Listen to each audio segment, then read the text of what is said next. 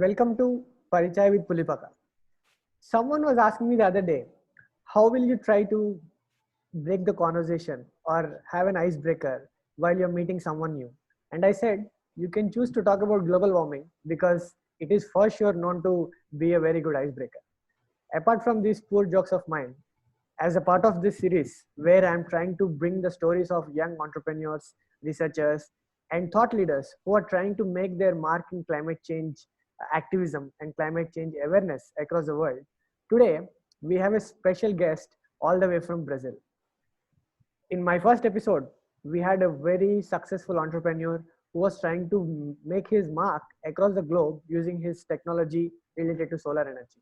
In this episode, I have a well proven and well knowledgeable research scientist who is one of the youngest professors and has dedicated the best part of her research career in studying technologies related to energy, science, and environment. So, without much ado, I would like to welcome Maria from Brazil, who is a professor at University of Bahia. Maria, welcome to PariChai with Pulipaka. Hi, Maria. How are you? Fine, and you? I'm doing good. How are things in Brazil? Good, despite we are, a little bit afraid of everything. This pandemic time, it's a new challenge for us, for all of the world, but for sure we will overcome it. Definitely. I hope it's soon. Yes. In fact, there is a saying that I told in my first episode also, that the corona pandemic has taught us three things. You have to think globally, act locally, but you have to panic internally. So Yes. I think corona has given us enough amount of panicking internally. But before we go ahead with our session today, I would like to introduce you to our viewers. So Maria has done her PhD in Science, Energy and Environment from University of Bahia and also Delhi University. So she is no stranger to Indian cuisine, Indian chai, and Indian butter chicken. She is well accomplished and well traveled researcher, I would say, because she has done her course in global governance in Deutsche Institute of Entwicklungspolitik, which is one of the topmost think tanks in terms of clean energy in the world. She has also been part of many R&D initiatives, apart from working in international organizations like UN and BRICS Youth Energy Agency and other bilateral and multilateral energy initiatives. Me and Maria also are part of the advisors or the technical group in the BRICS Youth Energy Agency. So I think I can still go on and talk about Maria's work, but let's leave it to Maria to talk about her work, and let's see what she thinks about climate change, and let's pick her brain on what are some crucial things that are important for youth, especially in the climate change activism and the necessity of research and focused approach of science in climate change. So Maria, why did you choose the research field and why energy? So it's a very difficult question. Energy is a passion, and energy permeates everything.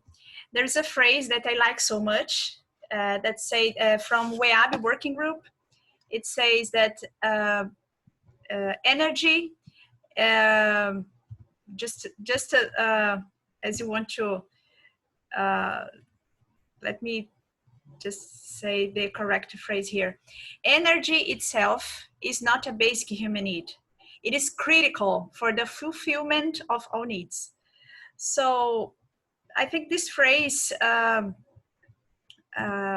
presents all the aspects that make me, make me happy to work with energy, because working with energy is working with health, is work with transportation, is work with people, is work with knowledge. So I think this is something very special to work, and I'm happy to contribute it just a little, but I'm happy to it. That's a very aptly put, I should say. because even one of our conversations also, we were talking that SDG 7 in the United Nations Sustainable Development Goals is not Yes. only SDG 7, but it is linked with other sustainable development goals also. So what you said makes an absolute sense. But coming back to your work, so talk us through your research, because I'm personally intrigued with energy cooperation between different countries, and you are from Brazil, but you have spent significant part of your research time in India. So what is your research about, and how did India and Brazil come together? Well, let me talk about first a little bit my experience in renewable energy. Uh, Regarding to my journey related to the energy field, I can say that everything started in my master's degree in regional analysis when I went to study the impacts of the construction of a highway in an area of environmental protection. And my study has an economic, had an economic and environmental basis. And throughout the research that was financed by state, I noticed the importance of the use of energy resources as a source for economic development. Sometime later, I went to study in Germany at the German Development Institute, as you said. And there, in the program of Managed Global Governance, I was able um, to learn more about the relationship between countries related to energy. During that time, I was intern at United Nations University, and I developed a project in the area of governance and energy with focus on Europe.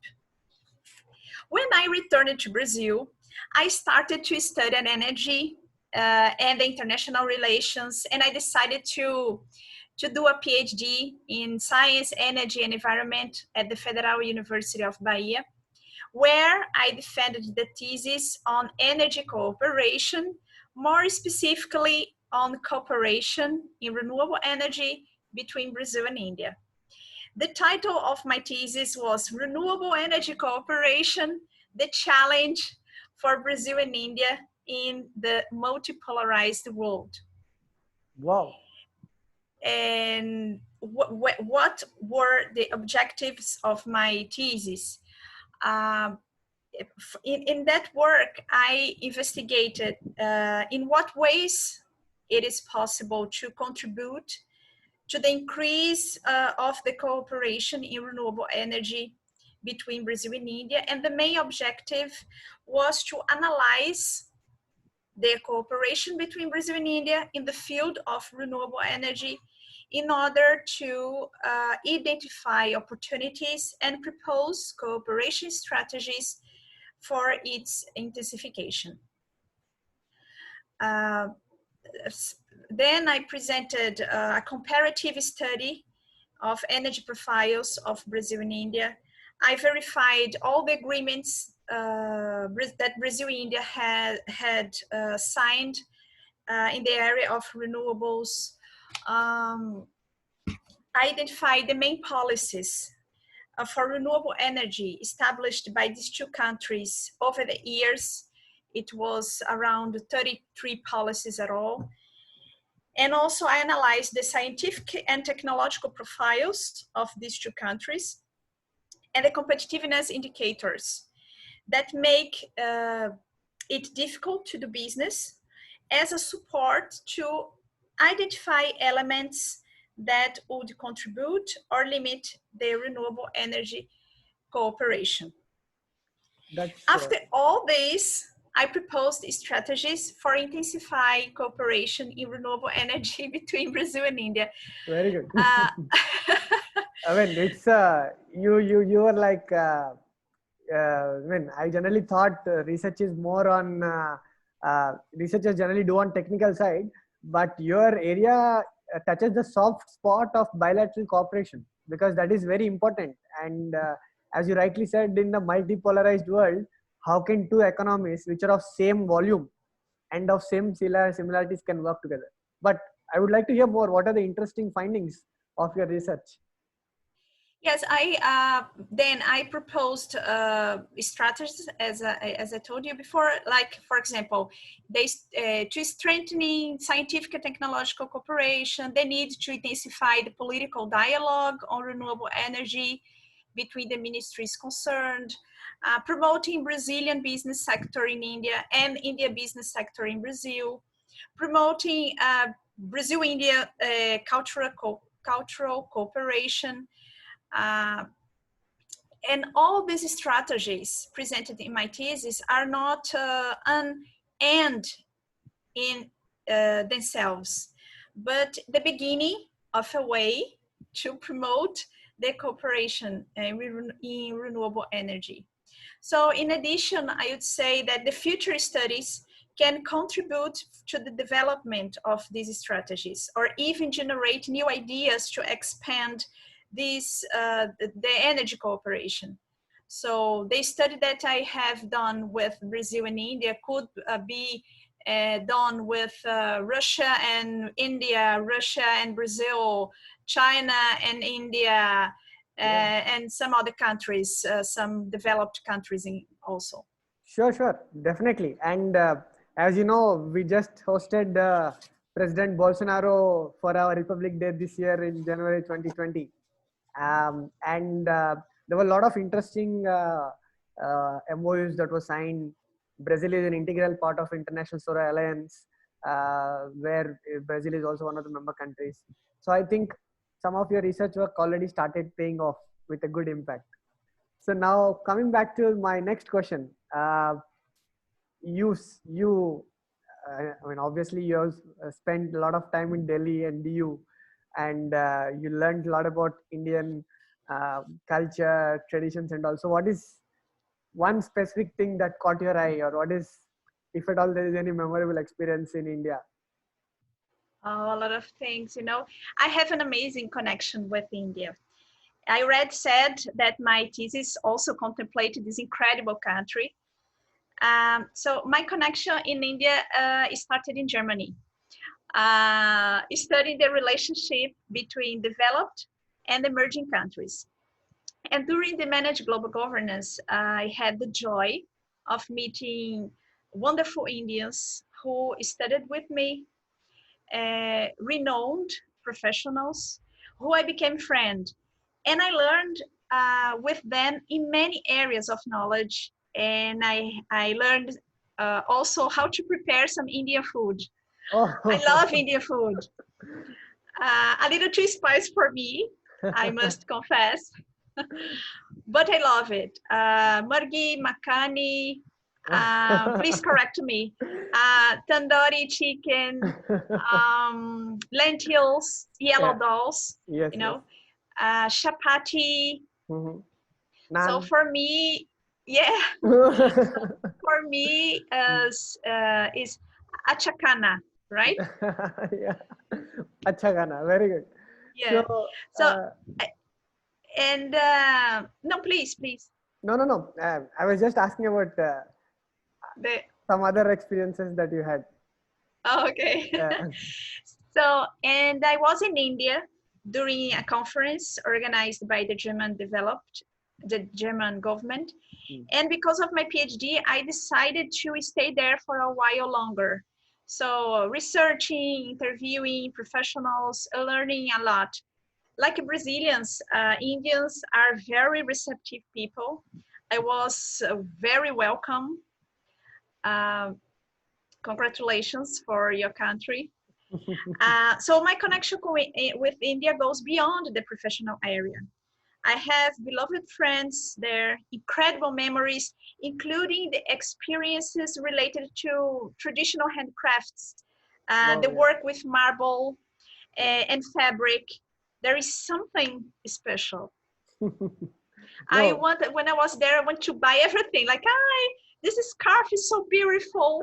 Oh my God, this marble is so wonderful. So, but memories is something special. I hope very soon we'll be able to host you back in India too, and then take you through all these cuisines of whatever. I mean, I'm a vegetarian, so half of the names you told me I just heard, but I didn't taste Oh, them. but So I like the vegetarian food yeah, too. so I hope very soon we can take you through it.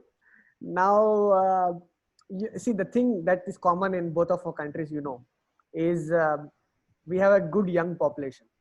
Like almost 60% of India's population is youth, and Brazil also has significant youth population. And you also started out as a very young researcher.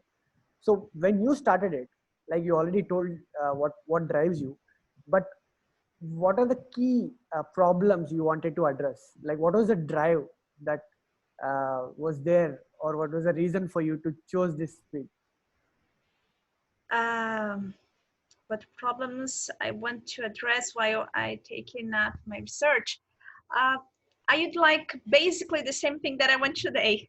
Mm. I believe people have to be aware what they really need to live. The balance between the use of natural resources and a better standard of life for every person in this planet is a challenge, of course. And energy permeates everything. Many private companies have noticed changes in people's consumption pattern. And more changes will come after this period, for sure.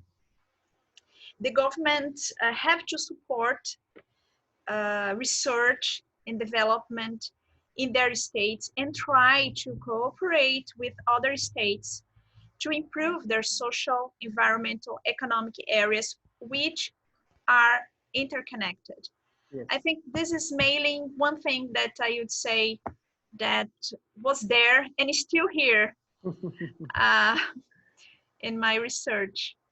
No, that's very good. But there is something that I like to ask more in detail, because this is a very sensitive topic, and there are a lot of discussions and debates on it. As a woman in energy domain, we don't see, unfortunately, we don't see many of them often. So how do you see the role of other women, or the role of women evolving in the sector, and uh, how can more women be engaged in the sector? Because energy transition is key, and it is very unfortunate that we still aren't able to fill that gap. Yes, you were right. Thank you very much for your question. Very interesting and very polemic too. I have many colleagues, and also I see a lot of women working on energy in different countries, and they have a lot of to contribute. But I still miss more female participation in the energy field. It is still a very masculine world. I don't know if you agree. I agree. Uh, I am not happy, but I agree. Therefore, I believe that's really important. Uh, the governments and the private companies, again, create incentives to boost women participation in the energy sphere through, for example, scholarships, courses, creating dialogues, stimulating projects, and other instruments. So I think this is something that should be done as soon as possible. So I hope I hope you agree. yeah, I agree with you. And there have been a lot of initiatives that even Brazil government is also taking up. Even Indian government is also trying to spearhead. Even in my own workplace, in my office, 75% of the staff is women. I mean, there are only two guys in the entire team. So we are trying to push that forward. But I hope what you said is taken into good cognizance, and we'll have more participation. Now coming to something that is more closer to your heart, you spent significant amount of last 6-7 years in research, and that is something that is immediately affecting both the relation between countries and the way they interact with climate. So how important you think is research in our fight against climate change? Research is essential. Through research, we are able to make discoveries that take us to a universe from which uncertainty is minimized. climate change is a complex challenge because it embraces several areas of knowledge, all interconnected. If we think that the demand for energy will increase around 50% in the next 20 years, and that even the political and market choices reduce the use of fossil fuels in 10, 20 years, this will not be enough to reduce CO2 emissions, which will come mostly from developing countries such as Brazil and India. True. That's true. We have also to considerate that 20% of the world population do not have access to electricity. Yes. This is huge. All these questions are related to the fight against the climate change, and even more, migration, health, pattern of consumption. This is why I think the research in the field of climate change is essential and has to be supported by the countries and by the private sector each year even more.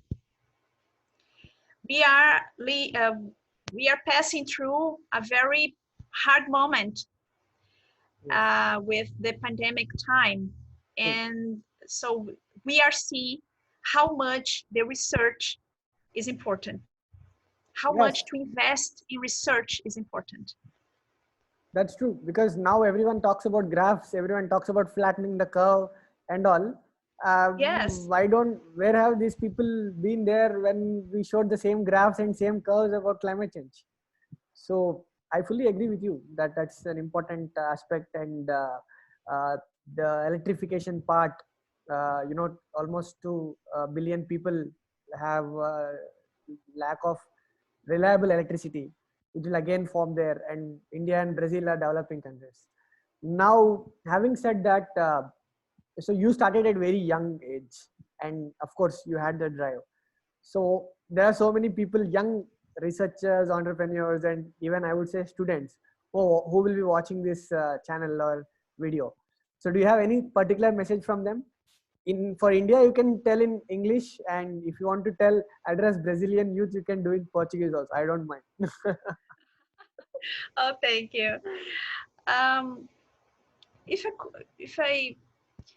Yes, maybe it's the things that I always say to myself and to some friends and for everyone, like believe in yourself.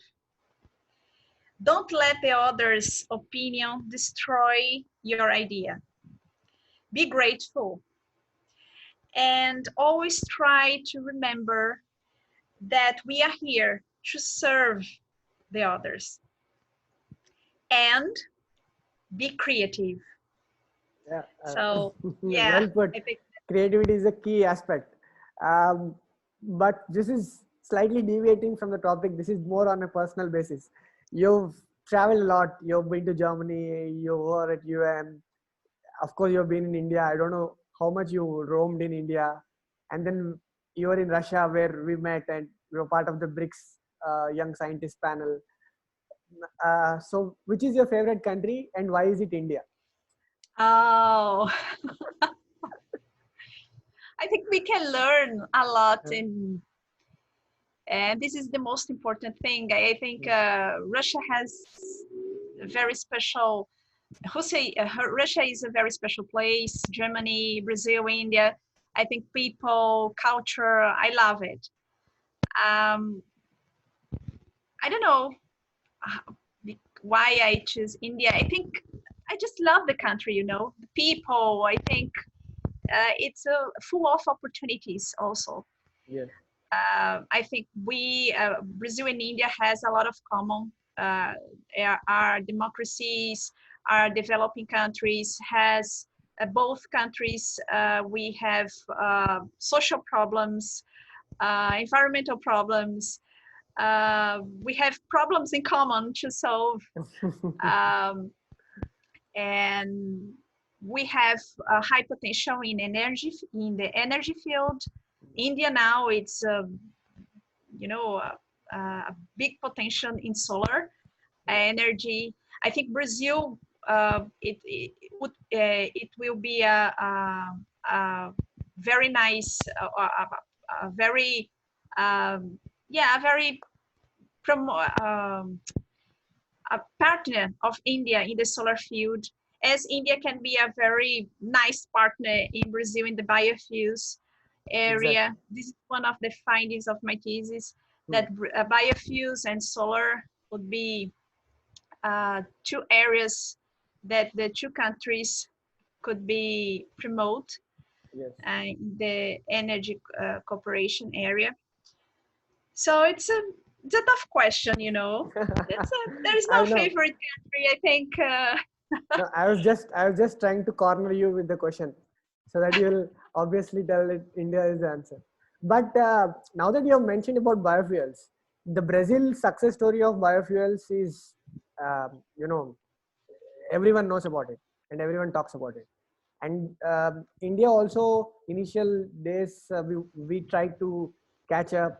We tried experimenting on a couple of technologies, but then I would say our journey didn't accelerate so far that we can say that we have now a very, very well established biofuel, both infrastructure as well as resources.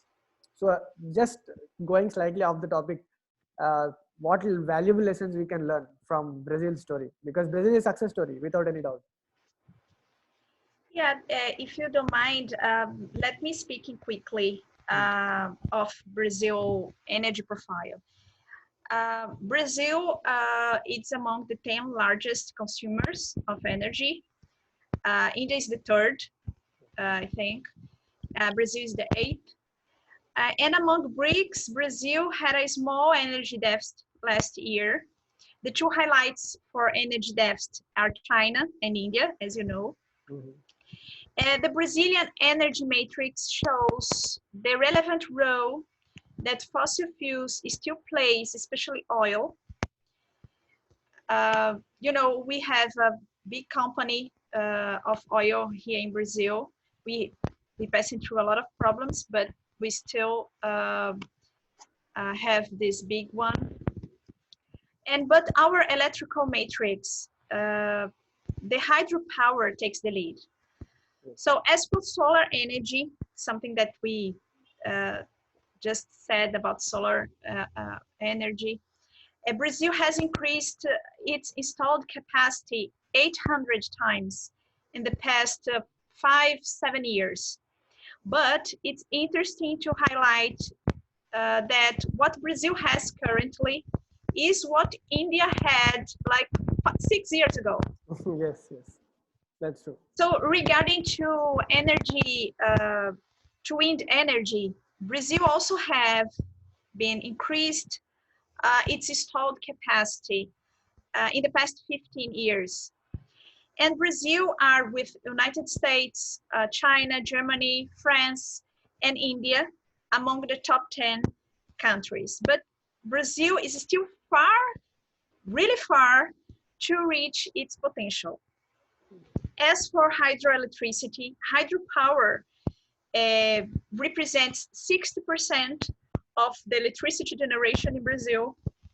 And just to global contextualize it, Brazil, China, USA, Canada, Russia, and India represent together 60% of the world total capacity in hydropower. Yes. And regarding specifically to your question, regarding to biomass, Brazil is the second largest producer of biofuels. I mean, United States takes the lead, but Brazil took the lead in the development of biofuel with the creation of pro-alcohol in the 70s. Yes. Initially was an alternative to the oil crisis and a reaction to the fall in sugar prices in the international market.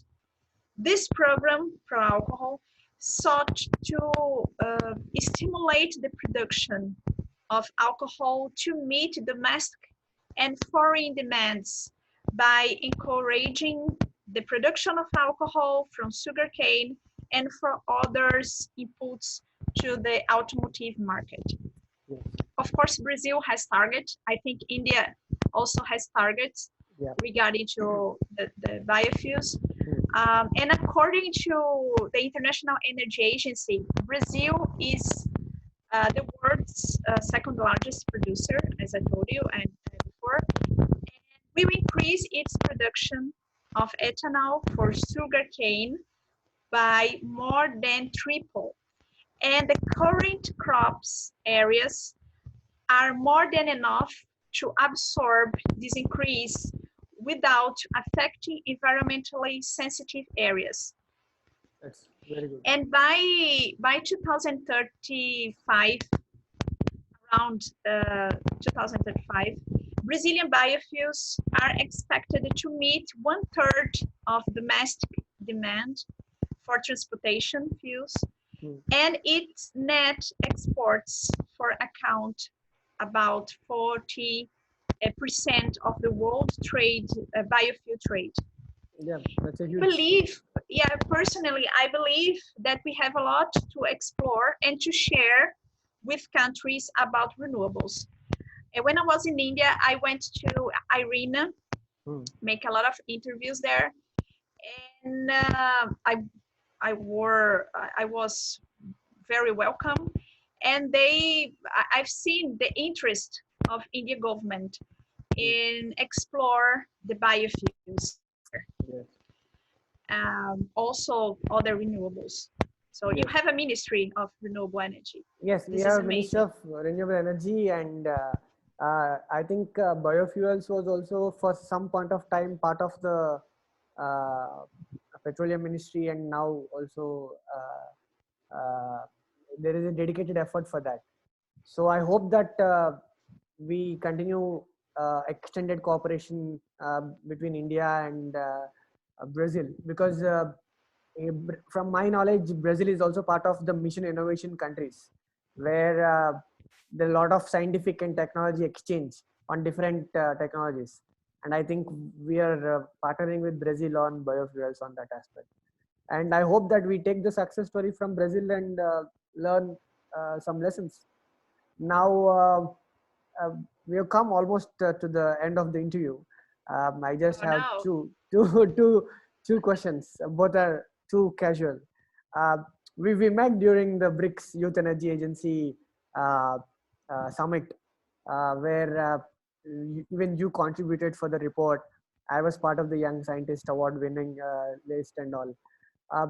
So how do you think the role of these youth energy agencies play? Because BRICS, like you said, contributes to almost 60% of world's resources, energy consumption, and even the significant amount of world's population is there from BRICS. And even I am personally the founding chairman of India Africa Youth Energy Forum, where we want to bring Indian youth and African youth together. So how do you see the importance of these youth energy organizations? I think you agree with me because I think this agency is essential. It's essential because I see energy cooperation as something really important for the balance of the world. Yeah. Not only the pattern consumption, but as I told you in the beginning of this conversation, the equilibrium of health, of immigration. That's a very sensitive and complex challenge for all countries. Yes. And I think this kind of agencies is essential to present opportunities, to present solutions for all these problems. Yes. And it's nice to have young researchers and researchers at all to support this idea of this agency. And not only that, but to give time to present new ideas about old problems and that always knock our doors. True. I completely agree with you. And when I started India Africa Youth Energy Forum, the main motive was that, government to government, there are a lot of initiatives. But people to people connect is something that will have more and more impact. Because you, for example, you came here, you learned a lot. And I'm sure many people who interacted with you must have also learned a lot about Brazil. Then when we met, I learned a lot about Brazil's biofuel journey, how Brazil is serious about developing their solar parks and all. So that people to people connect is something that will be a very crucial element of. I personally think that the discourse between young population will be something that will be very key uh, in our dialogue to bring more awareness and combat climate change. One final question uh, is more about which you talked about already. That what do you think that young people need, or what are the tools uh, that are required to bring more young people into this climate energy discussion or climate change discussion? What the young people have to present, I mean, have to. So how can we attract them to this domain? Because we need them here. Because see, you had the drive. You were seeing the bigger picture. You thought that this is important to maintain the equilibrium, and this is important to have this uh, dialogues in this multipolarized world. So like that, what can be these small incentives or initiatives, or rather cookies or chocolates, that we can give to youth so that they'll get attracted I love towards it, chocolates. towards climate change? um, I think it's similar to the women participation. Yeah, Yeah. the scholarships and stimulate dialogues, invite these people, and put this topic, for example, in the universities, in the technical courses, for example. Uh, you are doing amazing job, and also amazing work, and you are doing also this initiative of chatting. I think it's something very special that can stimulate other people to see it, and maybe to be interested in participating in the energy field, and the research in Yeah. energy cooperation or energy itself. Well, I agree with you. Awareness is a very key aspect, and telling the stories of unsung heroes is another aspect. And like you rightly said, my main motive is to bring these stories, because with one Maria only India and Brazil will get connected, but we need thousands and millions of Marias so that other countries get connected. There is a meaningful discourse, and then there is a sort of a research ecosystem that forms, so that, like what's happening with COVID virus vaccine, uh, it's not a single nation effort. There is a network of researchers that are working across the globe, Yes. and that should be similar for climate change too. And more importantly, youth should be part of it. So I fully agree with you, and I think what you have said, you have actually told it like you have put it in the right way, like a professor would, that you use the least number of words to give us the essence of the entire thing. So I would again like to thank you very much for accepting my request and being the guest in my second episode of PariChai with Pulipaka.